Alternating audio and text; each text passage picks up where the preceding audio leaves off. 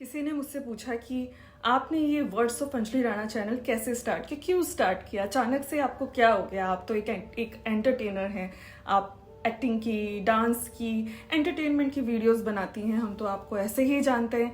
ये अचानक से एक आपका अलग रूप हमें देखने को कैसे मिल रहा है, एक थिंकर का रूप हमें कैसे देखने को मिल रहा है। तो ये अचानक नहीं हुआ है। मुझे करीबी से जानने वाले लोग अच्छी तरह से जानते हैं कि मैं एक थिंकर हूँ, एक राइटर भी हूँ। और हुआ ये था कि करीब 2.5 साल पहले जून 2020 में आफ्टर टिकटॉक, मेरा टिकटॉक का अकाउंट 6 महीने में ही 1.5 लाख फॉलोअर्स तक पहुंच गया और बहुत सक्सेसफुल हुआ था। और टिकटॉक उस वक्त बंद हुआ था, लाइक जून में। सो सेम मंथ मुझे बीगो लाइव ने ऑफर दिया था। बीगो लाइव भी बंद हो गया था, one of the Chinese app था। तो बंद होने से पहले मुझे कुछ दिन ऑफर हुआ था और मैंने कुछ दिन वहां पर as a paid content creator offer दिया था। That was my first job as a content creator. सब कुछ शट डाउन था, हमारी इंडस्ट्री शट डाउन थी और मैं घर पे अकेली थी। मैं भी जॉबलेस थी। तो मुझे लगा कि चलो बहुत अच्छी बात है, यहाँ कुछ करते हैं, मजा आएगा। तो वहां पर मैंने कहा था कि देखो, ये एंटरटेनमेंट तो मैं बात की जगह करती ही रहती हूँ, मुझे यहाँ पर एंटरटेनमेंट नहीं करना, मुझे यहाँ पे इंटरेक्ट करना है। I can only interact. तो मुझे वहां पे कुछ 2 आवर्स तक का लाइव सेशन करना होता था। तो मैंने वो लाइव सेशन में मोटिवेशनल टॉक्स करती थी, इंस्पिरेशनल टॉक्स करती थी, सोशल इश्यूज को उठा के उस पर कुछ बात करती थी, अपने थॉट्स रखती थी और साथ में लोगों के क्वेश्चंस लेती थी उससे रिलेटेड। और अगर कुछ ऐसी इंटरेक्शन वाली बातें तो हम लोग, मैं और मेरी ऑडियंस इंटरेक्ट करती थी। तो वहीं से लोगों को पता चला कि मेरे अंदर एक थिंकर भी है और मुझे लाइफ का काफ़ी एक्सपीरियंस है। मैंने हर तरीके के स्ट्रगल को देखा। मैं एक मिडिल क्लास फैमिली से बिलोंग करती हूँ, लेकिन फिर भी मैंने ऐसी स्ट्रगल्स देखी है मेरी लाइफ में जो बहुत सारे लोग फेस करते हैं, पर्सनल हो, प्रोफेशनल हो। शायद किस्मत मेरी बहुत हार्ड रही है और पता नहीं कितने सारे चैलेंजेस मेरे सामने आते थे। मुझे बहुत, मेरे जो फैमिली है, मेरे क्लोज फ्रेंड्स हैं, वो कहते हैं तेरे साथ इतने सारे चैलेंजेस क्यों आते हैं, हम लोग भी तो जी रहे हैं, हमारे साथ तो इतने चैलेंजेस नहीं आते। किसी के पर्सनल लाइफ में आते हैं, किसी के प्रोफेशनल लाइफ में आते हैं, किसी के एक साथ सारे इश्यूज नहीं आते, या फिर बहुत सारे लोगों के साथ कभी आता है बैड फेस लेकिन चला जाता है। और इतनी ऑफनली नहीं आता जितनी ऑफनली मेरी लाइफ में एक बैड फेज आया है। और हर बार उस बैड फेज से फाइट करके मैं बाहर आई हूँ। मैं इतने सारे नंबर ऑफ इंसिडेंट्स को फेस कर चुकी हूँ लाइफ में, डिफरेंट लेवल पे, चाहे स्टूडेंट लाइफ हो, चाहे फिर वो प्रोफेशनल लाइफ हो, चाहे मैरिड लाइफ हो या लव लाइफ हो। तो जाहिर सी बात है, जिस इंसान ने इतने सारे चैलेंजेस को फेस किया हो, उनका डटकर सामना किया हो, उनसे वो बाहर एक सक्सेसफुल इंसान होकर निकला हो, वो वाकई में ही अपने एक्सपीरियंसेस के थ्रू, अपनी लर्निंग्स के थ्रू बहुत लोगों को बहुत कुछ बता सकता है, उन्हें मोटिवेट कर सकता है, इंस्पायर कर सकता है। तो पर्सनल, प्रोफेशनल, जैसा कि मैंने पहले भी कहा, हर तरीके की स्ट्रगल रही है मेरी लाइफ में। लेकिन इससे पहले ना मुझे कभी भी ऐसा नहीं लगता था कि अच्छा हुआ ये बुरा फेज आया। मैं बहुत दुखी होती थी उस बुरे फेज को लेके, उस स्ट्रगल को लेके, उस चैलेंजेस को लेके। हमेशा मेरा सवाल रहता था, मैं ही क्यों, अब फिर से मैं ही क्यों, मतलब इतना सब मेरी लाइफ में हुआ, ये काफी नहीं था, अब फिर से।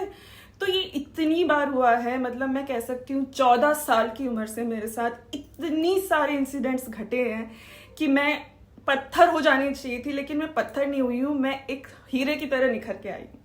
इसीलिए बहुत सारे लोगों की बहुत सारी प्रॉब्लम्स से मैं रेजोनेट कर पाती हूँ, मैं समझ पाती हूँ। उनके लेवल पर जाकर समझना लोगों के लिए बहुत मुश्किल होता है, क्योंकि उन्होंने खुद कभी ऐसी उससे मिलती जुलती प्रॉब्लम्स फेस नहीं की होती। तो जब वो समझ नहीं पाते तो वो सही एडवाइस नहीं दे पाते, या सही काउंसलिंग नहीं दे पाते, या सही एक कहें कि एक शोल्डर देना, वो भी वो नहीं दे पाते, क्योंकि वो उस इंसिडेंट के करीब से भी कभी नहीं गुजरे। लेकिन क्योंकि मैं वेरियस सिचुएशन से, वेरियस चैलेंजेस से निकल चुकी हूँ बाहर, और अब मैं बाहर आ चुकी हूँ। जब मैं इन सब चीज़ों से गुजर रही थी तब मैं किसी को अच्छे से शायद नहीं बता पाती, लेकिन तब भी मैंने कोशिश की है कि मैं, जो मेरे पास आते थे, कि मैं उनको एक सही सलाह दूँ। तो उससे बाहर निकल के आने के बाद अब मेरे को ऐसा लगता है कि यार मेरी ये रिस्पॉन्सिबिलिटी है। और मुझे कई सारे लोगों ने ही बोला कि तुमने इतना कुछ फेस किया है और तुम बहुत सही बोलती हो, बहुत सही एडवाइस देती हो। इसीलिए मैंने ये words of Anjali Rana channel शुरू किया है, जो कि एक थिंकर वाला, एक राइटर वाला, एक ऐसा चैनल है जो शायद लोग अगर कोई यहाँ पर आए और सुने तो कुछ लेकर जाएं अपने साथ, एज अ मोटिवेशन हो या फिर इंस्पायर होकर जाएं, या फिर उनको एक काउंसलिंग हो जाए या उनको थोड़ा सुकून मिल जाए।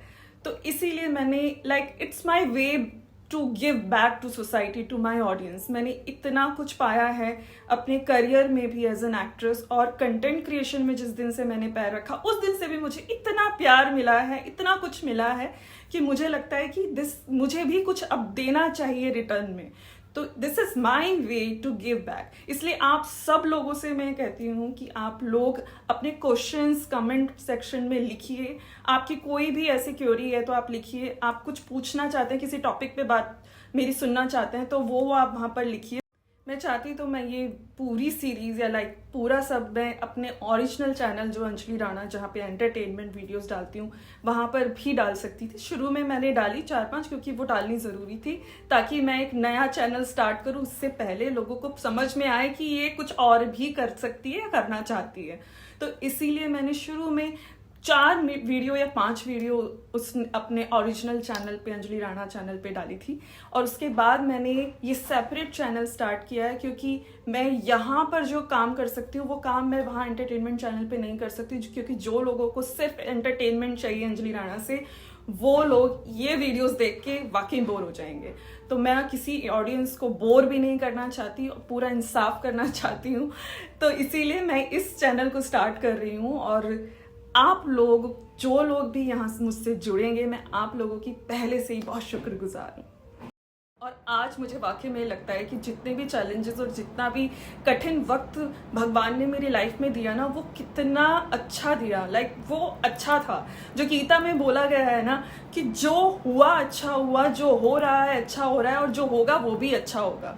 तो इस बात पर पहले मेरा विश्वास नहीं था, लेकिन आज जब मैं उसका फल देख रही हूँ मेरे सामने, तो आज मुझे लगता है कि ये कितनी सही बात कही थी श्री कृष्ण ने। और आज मैं इस चीज को अच्छे से समझ पा रही हूँ कि हाँ, मेरी लाइफ में जितनी भी स्ट्रगल्स है, जितने भी चैलेंजेस आए, वो कितने जरूरी थे और वो कितने अच्छे हुए कि हाँ, वो हुआ मेरे साथ। आज मैं नंबर ऑफ पीपल को समझ पा रही हूँ, आज मैं उनको सोल्यूशन दे पा रही हूँ, आज मैं किसी तरह से उनकी हेल्प कर पा रही हूँ, वो मुझसे शेयर कर पा रहे हैं। ये सिर्फ इसीलिए हो पाया क्योंकि मैंने इतने सारे चैलेंजेस फेस किए और उनसे मैं बाहर निकल कर आई। तो इस वीडियो को अभी खत्म करते हैं। बस आपको अपना जवाब मिल गया होगा, आई होप। कि मैं ये चैनल या ऐसा कुछ शुरू नहीं करना चाहती थी। मुझे जानने वालों ने, जो लोग जानते हैं कि this is also one of my side and I have some knowledge and experiences and learning in my life and I can help society in some way. तो उन लोगों ने मुझे 3 साल, मतलब 2.5 साल से परस्यू किया है, बोला है बार बार कि आप ये करो, आप ये भी करो, आप ये भी करो। बहुत लोगों ने बोला है। कुछ लोगों ने मुझे बीगो लाइव पे देखा था तो उन लोगों ने बोला है, तो वो पर्सनली उनमें से कुछ लोग मुझसे बात करते हैं और मैं उनको उनकी प्रॉब्लम्स के सोल्यूशंस भी देती हूँ। और कुछ लोग जो मेरे लाइव सेशंस, जो मैं कभी इंस्टा या कभी उस पर आती हूँ, तो वहां पर भी मैंने कुछ ऐसी चीजें कही हैं जो वहां से भी उनको लगा कि ये वो कर सकती है, मोटिवेशन एंड इंस्पिरेशन वाले थॉट्स प्रोवोकिंग चीजें कर सकती है, तो इसको करनी ही चाहिए। तो ये मैंने लोगों की वजह से किया है। तो जुड़े रहिए मेरे साथ words of Anjali Rana channel पर, और आई होप मैं कुछ वैल्यू ऐड कर पाऊँ आपकी लाइफ में।